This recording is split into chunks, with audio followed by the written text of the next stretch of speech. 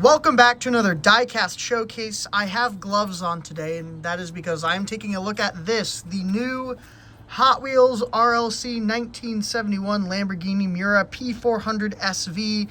I'm wearing the gloves just so I don't get fingerprints all over the model because it has Spectraflame paint and I don't want to wipe that off. And I also got to put this back on the base when I'm done with this video.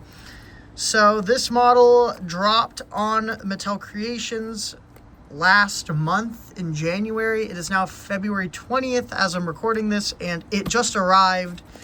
This has been on back order for about a month. It's finally shipping out. I have my hands on it, and I am going to take a look at it.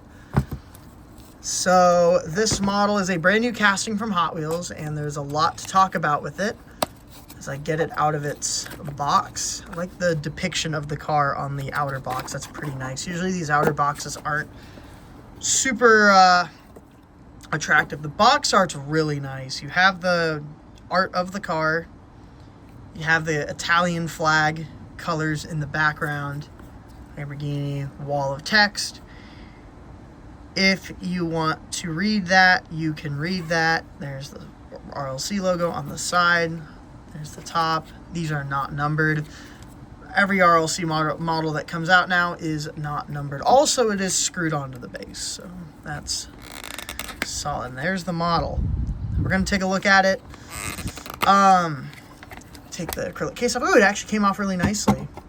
It's a first. Usually these acrylic cases give me a lot of trouble, but that one actually came off real nicely. And I am going to take this off the base here pretty soon. I'm going to take a quick once over, and we're gonna take a closer look at it soon. So this is a brand new casting, but there's a few things to talk about. First off, the price, and I think this is the biggest thing to talk about. It is $37. Yeah, that's a lot of money for a hang on my screwdriver. Okay, there we go. That's a lot of money for an RLC model. Usually they're about 25 to 30. A couple of them have been 35, but earlier this year it was announced that Hot Wheels would be increasing their prices for RLC due to a variety of factors like production, whatever. So they increased the cost to $2, but this casting is $37 because I guess it's a more expensive tooling maybe. I am trying to get this unscrewed without stripping the head, and it does not want to. Come on, there it goes. I had to finagle with it a little bit. So it is quite expensive, and that's probably one of the reasons as to why this model is actually still sitting on Mattel Creations as we speak. It's still available if you want it super badly. It is still available for purchase, and I have it off the base. We're gonna take a look at it. So, brand new casting, and okay. This isn't fitting together real nicely. So this does have moving parts. It's in a Spectraflame antifreeze. Here's the base, a little bit of detail there for the exhaust right there. And here's the side. Another thing to note, this has new tires on it, new rail riders. It's actually the modeled for this car. I guess you call it the kidney bean rail rider, but this rail rider is made for this car, which is pretty cool. Got that on the side, a little logo. Got the front. Got the headlights, which are tampoed on.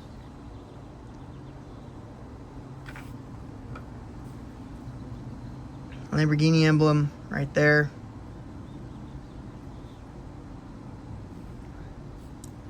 The interior is detailed. The seats are actually a different color. And look at the shifter there. So the seats are actually detailed. Try and get my camera in there. The seats are detailed, and there's also some detail around the shifter, which is very interesting. Let's see, is the steering wheel detailed? I don't think it is. Let's take a nice good look in there. Doesn't look to be detailed. Anyway, let's get back into focus. Got the reflectors on the side there. This color is really nice. This antifreeze color just pops. There's the back with the EU license plate, taillights, Lamborghini Miura SV all on the back there. This part right here, I try to see if this, I think this is just printed in right there. This kind of silver bed. I think it's part of the base. And it's painted silver. It has silver window trim, some more trim on the door there. And this does have moving parts. The back and the front actually open up. So if we take a look at this, the spare tire is molded in there. And the spare tire is actually based off the wheels the car actually has, which is cool. A weird speck of whatever on the tire there. It's rubbing off, so not a big deal. I got some more detail up there. And then the back also opens up, showing off that motor right there. Some good detail. Looks nice. The opening parts on this are sweet. It looks cool, but I am noticing they aren't really closing the best. There is a bit of a misalignment. You can see it really should be kind of going right there. And that would look good, but kind of wants to pop back up. Same thing with the back. I feel like it could go down a little bit more. It doesn't look bad. But the front, the back isn't too bad. The front, though, really, it's not really staying down. I think it needs to be down like a little bit like that. And it's not. So you have a bit of a larger gap right here, and it kind of sticks up a little bit. And that's one of the cons of doing opening parts on a Hot Wheels model, is that sometimes you have issues like that where parts don't close all the way. I know the M3 E46, when it first came out in 2020, was it 2020? Around there, it was it's actually an antifreeze, I think. That one had issues with the hood not closing all the way, and this one, I mean, it's not a big deal, but it is noticeable, and I have to point that out because this is a lot of money. With shipping and tax, this is like $46 about. Shipping and tax adds approximately $10 to the order, and so this isn't cheap. And I wish that, the quality would be really good on this. And I will say that's my only issue. And I will say this model is really nice. It looks great. The moving parts are really cool. They're well done. They open nicely. My only issue is just the hood is not quite closing all the way. It seems to be popped up a little bit, but it's not super noticeable. It's enough for me to point out, but it's not something I'm like super upset about. I'm just pointing it out, and also because I paid so much for this. I want these to be their best quality. This is a very nice model, though. This thing is really nice. The stance looks good. And so this is a brand new casting. I really like the Miura as a car. I think it looks great. And we've seen a few versions done by various brands. Actually, Hot Wheels first did one as part of the Hot Wheels 100% line back like 2 decades ago. They actually did a Miura, and it looked pretty good for the time. Maybe some slight proportion issues and stuff, but it looked fine. But Hot Wheels actually did this version back in 2019. I think this Miura looks horrible. I don't like this one. Because this was made for Hot Wheels ID, I think they did 2 versions for ID. There was this, and there was actually another green one. Then they moved it to basic. It was a super in 2022, I think L case. And they also have done, there's another mainline version this year in red. They've done a bunch of other Miuras. But this casting, just proportion-wise, is not the best. Just the enlarged rear wheel, if you look at the Miura, the enlarged rear wheel kind of throws it off a little bit. It looks a bit odd. It just looks like a muscle car. It looks very strange.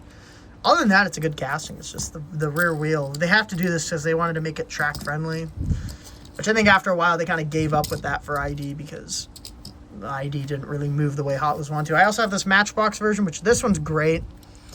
This one actually looks pretty good. This is I think the only version I have of it. Maybe the wheelbase is a tad long. Actually, it might be a different year. I think it is a different year. Yeah, this is actually a 68. This is 71. So there's possibly they made some changes, but this Matchbox Miura looks good. And then I have this one, which is one of my favorites. This is actually a Tomica Limited Vintage that I got years ago, and this one also has opening parts, which open nicely, look good. And the great thing about them is they shut really nice, and they aren't sticking up. They look really good, and they shut nicely, and the lines are really flush, and it's really nice. And there's also interior details for the headlights, and it's a really cool model. It's one of my favorite die-casts I have.